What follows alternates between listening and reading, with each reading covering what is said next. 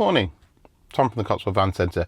We've been selling and servicing light commercial vehicles on the Shirlington Road for over 46 years. If you'd like to see our stock, please go to www.cotswoldvancentre.co.uk. Well, congratulations, you've made it to day 5 of our living with an e-Berlingo for a week. We're close to the end now. I think we've covered off most of the important things. We found out that actually you can get a little bit more range than the suggested range. We've put some load in the back and that's made no difference to the range. We've discussed the diesel equivalent and how these days, although the electric van was more money, it's about the same money, and the advantages and disadvantages of buying either the diesel or the electric. And we've really come to no decent conclusion other than the fact that being in here is a lovely place to be, and it drives as it should. And as I say, you get a little bit more range than they suggest you would.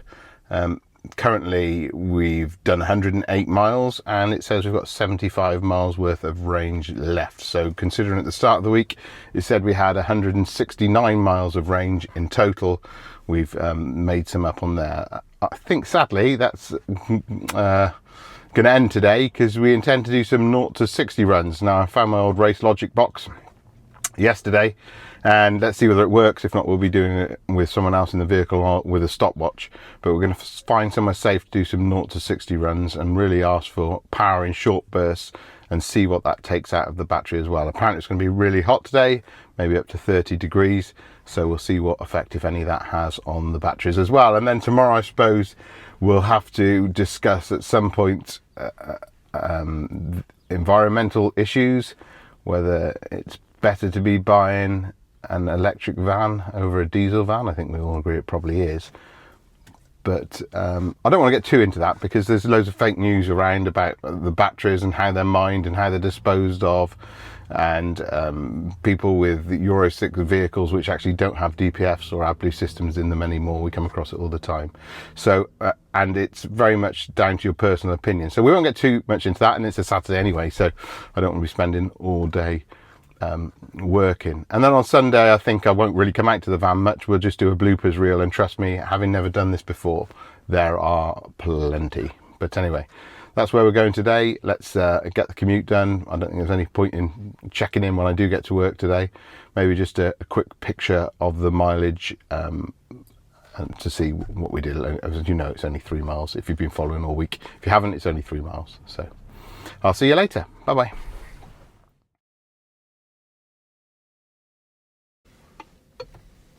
So here we are, just about to start our 0 to 60 run. We're parked at the side of a road. It's a straight old Roman road, probably taken us more 20 minutes to get here. Just driving in normal, about 5 miles. I've taken a image of the dash so we know where we are before we begin these. I'm going to put it into power mode and we'll try our first run. Let's see how we get on. Oh, look. 3, 2, 1.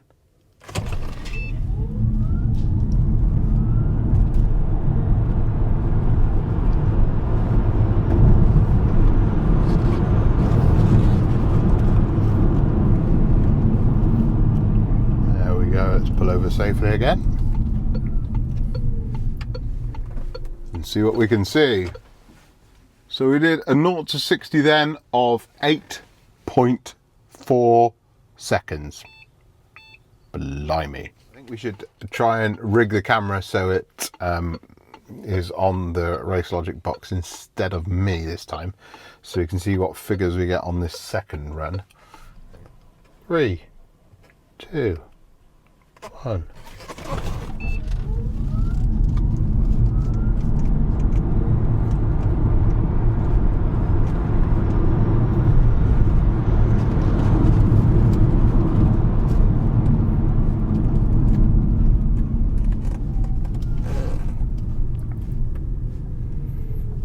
Over and see what we achieved there, shall we? So I don't know whether you can see, but that run was 8.9. Let me see if I can get a picture of the actual race logic box for you. Right then, let's just try one last go at it as well. Ready? 3, 2, 1.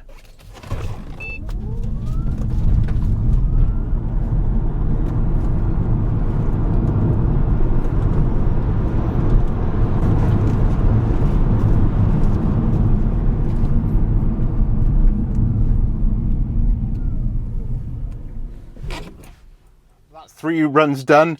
I think we're about 8.5, 8.6, 8.9 on those 3 runs, fairly consistent. I would say closer to the 8.5 second mark than anything else. Why you want to go that fast, I have no idea, but let's go back to the office and have a look online and see some comparative van figures. In particular, in this instance, let's compare it to the 0 to 60 time of the diesel van.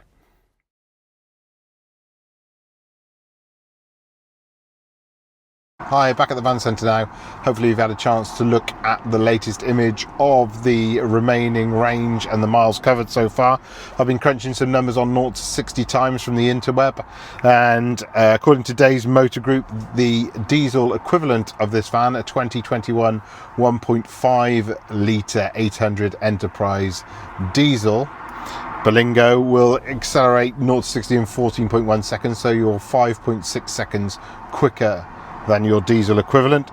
You're interestingly as fast as a 2019 Volkswagen Up GTI, which was touted on its arrival as being nearly as much fun as a Mark 1 Golf GTI, and I've had loads of them and they are one of my favourite cars, as is a VW Corrado, which are nearly as fast as the G60 version of that, a 1991, and a 1991 Toyota MR2.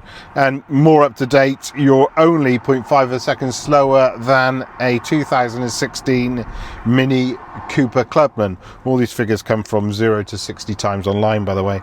And finally, Maserati, talk to me. You are faster than a Quattroporte, although it's 0.4 seconds faster, 0 to 60, and the Quattroporte was made in 1985. But nevertheless, after 2 pints in the pub, it's something to tell your mates. My electric van is faster than a Maserati. Talk to me. So it's Friday afternoon, it's hot like fire in here, so I've put the aircon on. It's using about half of the energy on that gauge. Done 133 miles so far this week, 47 miles left. I was thinking to myself earlier, if it was actually my van on a daily basis, I'd probably start to charge it now. I know that seems ridiculous, because in a normal week I would do what would probably last me a week, let's be honest. If I was just coming to and from work, just commuting, I'd be doing 6 miles a day, so it would last me a week still. But I think it's a quarter level on the remaining energy on the battery meter. So I think, yeah, I'd probably charge it now. I'm not going to, for the purpose of this. Let's keep driving it. But yeah, I've got about 10 miles to do now. A few errands to run, and then I'm going home. So I will report back when I'm back on the drive, and I'll see you in a bit. Thanks. So here's an interesting one. I was just heading across town when I got a call from my dad to say that he's hit a curb on the car and his tyre's gone flat. So I said to him I'll just go and see him, and it's actually a Volkswagen ID3, and in the boot there's absolutely nothing to encourage you to take your wheel off. So I'm now going back to my house to get some tools and bits and pieces so we can take the wheel off, take it down to Malvern Tyres. Well, hopefully they'll have a tyre and they can put a tyre on it for us. I would say, reference our conversation earlier, that I've got 36 miles left now. If I was in a combustion engine vehicle, if it got low, I could have just nipped in. We're just passing the Sainsbury's fuel station there. I could have nipped in and got some fuel. There isn't that option on an electric vehicle, so I suppose it goes back to my earlier point of, you know, if you've got an electric vehicle like this, maybe quarter range remaining on the dial is the time to charge it, because you're not going to get caught short.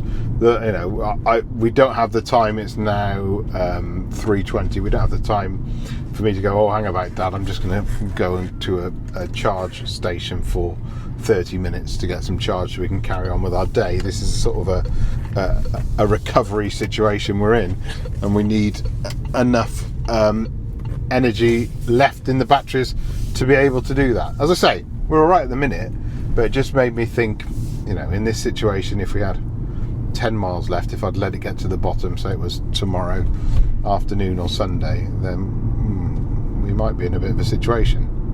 I'm sure we wouldn't, because I'd just go home and get in a petrol engine car. But if you didn't have that option or luxury, then you'd be a bit stuffed, I think.